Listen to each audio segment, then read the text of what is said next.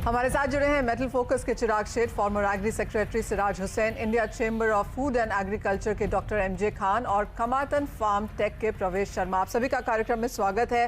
बात यहां पर पहले एग्रीकल्चर की कर लेते हैं, क्योंकि यहां पर फूड सब्सिडी को बढ़ाने की बात की गई है सरकार की तरफ से। इसका बजट में हमने बढ़त भी आते हुए यहां पर देखी है। और ऑफ कोर्स एग्रीकल्चर में वित्त मंत्री ने यहां पर एमएसपी की बढ़त की बात तो की ही, लेकिन उन्होंने ये भी कहा कि हमने अच्छा खासा यहां पर जो फोकस है वो इंक्रीज क्रेडिट फ्लोज की तरफ उन्होंने बढ़ाते हुए देखा, चाहे वो एनिमल हस्बेंड्री है, डेयरी है या फिर फिशरीज है।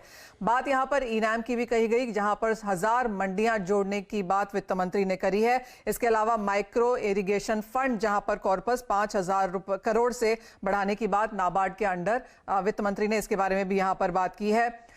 इनाम के साथ साथ यहाँ पर जो एग्री इंफ्रा फंड है, जो सेस है, उसको लेकर बाजार काफ़ी हद तक वो वॉच करेगा, क्योंकि बात अब ये है कि फूड वेस्टेज नहीं होना चाहिए। इंफ्रास्ट्रक्चर यहाँ पर बढ़ाने की बात की गई है, तो उसको बाजार यहाँ पर काफ़ी फर्मली और स्ट्रांगली देख रहा है। डॉक्टर कैसे देखते हैं, क्योंकि फूड सब्सिडी का जो आंकड़ा है वो सबसे ज़्यादा हमने बढ़ता हुआ देखा है। अगर आप पूरा रिपोर्ट कार्ड देखें यहाँ पर बजट के लिहाज से, और इसको यहाँ पर बजट सपोर्ट करने वाला है फूड सब्सिडी के हिसाब से। इवन एज वित्त मंत्री ने कहा कि जो लोन यहाँ पर दिया जाता था फूड कॉर्पोरेशन ऑफ इंडिया को, वो यहाँ पर बंद कर दिया जाएगा, लेकिन उसके बाद भी जो फूड सब्सिडी का नंबर है वो यहाँ पर साल दर साल काफी बढ़ता हुआ नजर आया है।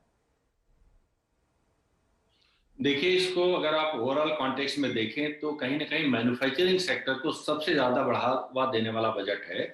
और उस पर बड़ी क्लैरिटी थी, क्योंकि ग्रुप ऑफ मिनिस्टर्स जो इकोनॉमिक रिकवरी पे फॉर्म हुआ था, 2 जीओएम की बैठक में मुझे बैठने का मौका मिला। उसमें कंप्लीट क्लैरिटी थी कि मैन्युफैक्चरिंग सेक्टर को बूस्ट करना है आत्मनिर्भर भारत के तहत। तो एग्रीकल्चर सेक्टर में कोई बहुत स्पेसिफिक पैकेजेस अनाउंस नहीं हुए जैसे हुआ करते थे प्रीवियस ईयर्स में।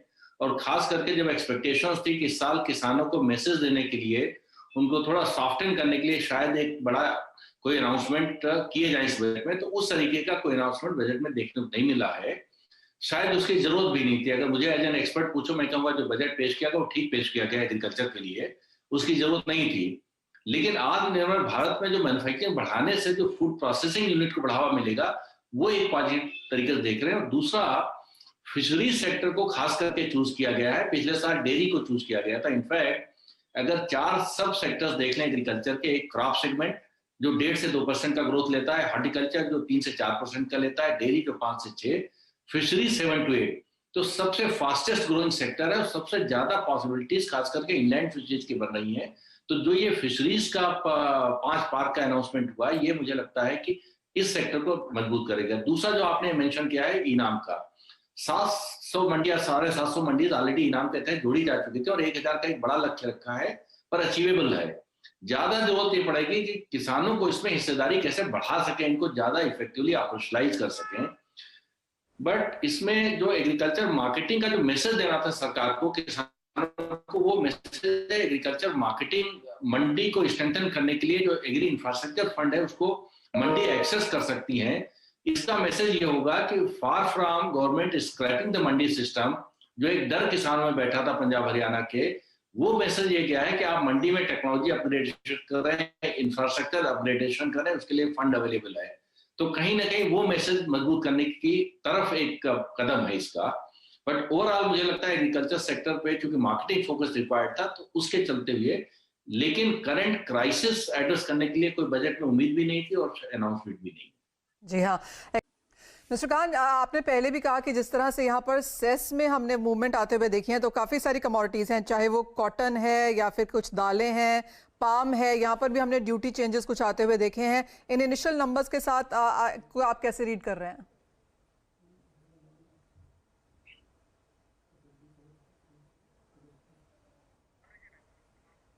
डॉक्टर खान, ये सवाल आपसे है। जी नहीं, ये जो आपका ऑपरेशन ग्रीन का जो सवाल है, इसमें कोई एलोकेशन नहीं बढ़ाया है। इसका मतलब अगर खाने के लिए किसी को हमने 100 रुपया दिया है और उससे बोला है कि आप इसमें और चीजें भी खा सकते हैं, तो इसका बड़ा लिटिल मीनिंग है। सिर्फ ये स्कीम ओपन अप हो रही है, लेकिन अगर एलोकेशन जो 500 करोड़ का 3 साल पहले दिया गया था उसमें कोई इजाफा नहीं होता है, तो इसका बहुत मीनिंग नहीं बैठता है।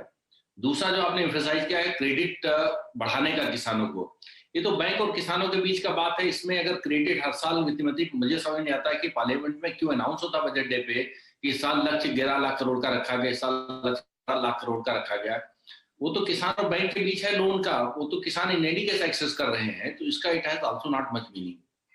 तीसरा था इंफ्रास्ट्रक्चर का जो एग्री इंफ्रास्ट्रक्चर फंड था, वो मार्केटिंग पर्पज के लिए इन एनी केस एक तरीके से ग्रेटली उसी पे इस्तेमाल होना था, लेकिन शब्दों में भी डाल दिया गया जिससे किसानों के मैसेज चला जाए कि मंडी सिस्टम स्ट्रांग करने सरकार जा रही है। लेकिन इसके बियॉन्ड स्पेसिफिक प्रोग्राम के नजरिए से देखें, अगर आप एलोकेशंस के नजरिए से देखें, या बजट में कोई ऐसी स्कीम लॉन्च हो रही है या कोई बड़ा मैसेज देने के, तो उसमें थोड़ा सा कहीं कमी है। चल के आत्मनिर्भर भारत के जो मैन्युफैक्चरिंग को स्टेप अप करना है, उसमें फूड प्रोसेसिंग सेक्टर भी शामिल है और शायद कहीं से उसको गेन मिलेगा। लेकिन सप्लाई चेन जो इन्वेस्टमेंट की बात है, वो कहीं पे एक एक्सपेक्ट कर रहे थे हम।